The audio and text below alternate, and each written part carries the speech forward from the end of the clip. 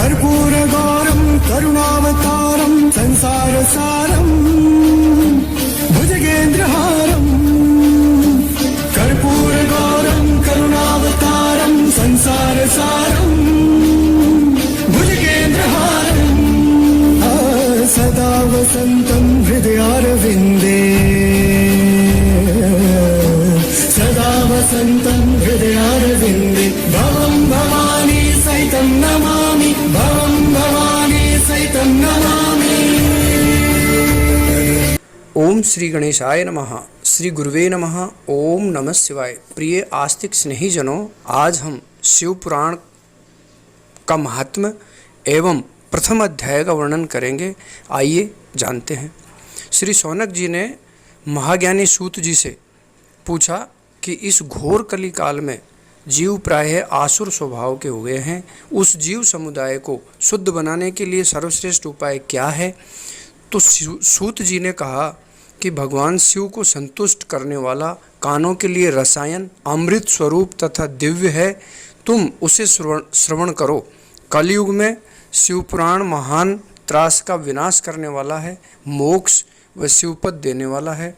तो हम आपको कथाओं के माध्यम से बताएंगे। आइए।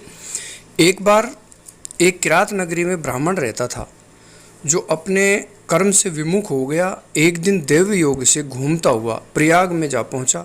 वहाँ देव योग से एक मंदिर में रुका था, तभी ज्वर से पीड़ित हो गया। वहाँ शिवपुराण की कथा चल रही थी। ब्राह्मणों के श्रीमुख से शिव कथा का निरंतर श्रवणपान किया। कुछ समय बाद वह चल बसा। यमदूत आए और यमपुरी ले गए। उसी समय शिवलोक से पार्षद आए और यमदूतों से उसे छुड़ाकर अद्भुत विमान द्वारा कैलाश ले गए और दयासागर सांब शिव ने उस ब्राह्मण को कथा श्रवण मात्र से ही शिवपद प्रदान किया।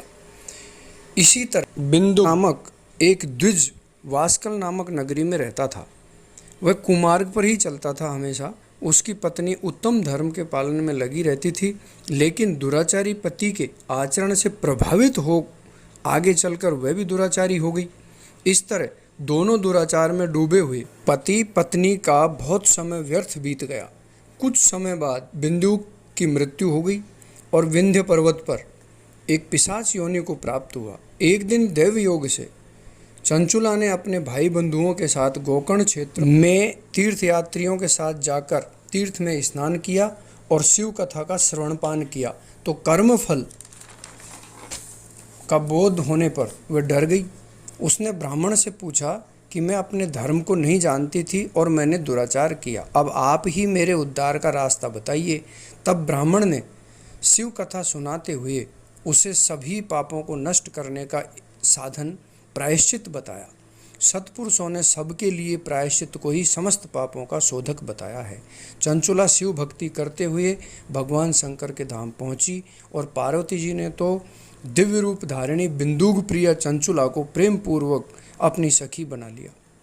वह उस परमानंद घन ज्योति स्वरूप सनातन धाम में अविचल निवास पाकर दिव्य सौख्य से संपन्न हो अक्षय अनुभव करने लगी। तो दोस्तों, ये शिव पुराण की कथाएं हमें सांसारिक जीवन में अच्छे बुरे का बोध कराती है। वर्तमान समय में विचारों की भिन्नता अधिक है, जिससे व्यक्ति दुराचार करने लगता है। उसमें पारिवारिक जीवन सुखमय बनाने के लिए कथा श्रवण जरूरी है। इससे हमारा अंतःकरण शुद्ध होता है। शिव सबसे सरल देव हैं। इनका नाम उच्चारण श्रवण पूजा कुछ भी कठिन नहीं है। शिव एक लोटा पानी से खुश होने वाले हैं। भोलेनाथ इसीलिए हैं। एक फूल से, पत्ते से, फल से, आक धतूरे से, एक चुटकी भस्म से, कुछ भी अर्पण करने से यही देव ऐसे हैं जो प्रसन्न हो जाते हैं। इनकी कृपा प्राप्त करने के लिए हमें कुछ कठिन करने की ज़रूरत नहीं है।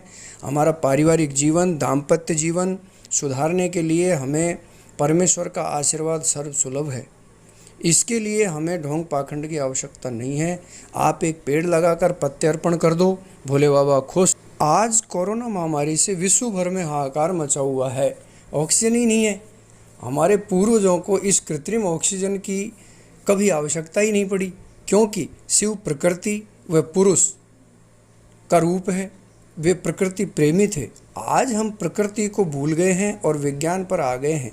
एक पेड़ करोड़ों की ऑक्सीजन अपने जीवन काल में देता है। पीपल, बरगद जैसे विशाल वृक्ष, जीवन रक्षक वृक्षों को हमने नष्ट कर दिया, तो प्रकृति भी मानव को नष्ट करना जानती है। तो आइए शिव यानी प्रकृति को खुश करने के लिए एक पेड़ लगाने का संकल्प करें, हमारा जीवन अपने आप खुशहाल हो जाएगा। तो देखते सुनते रहिए। अगले वीडियो में हम उपस्थित होंगे नई एवं रोचक कथाओं के साथ। वीडियो पसंद आया तो लाइक व शेयर करें। नमस्कार। शिवोहम।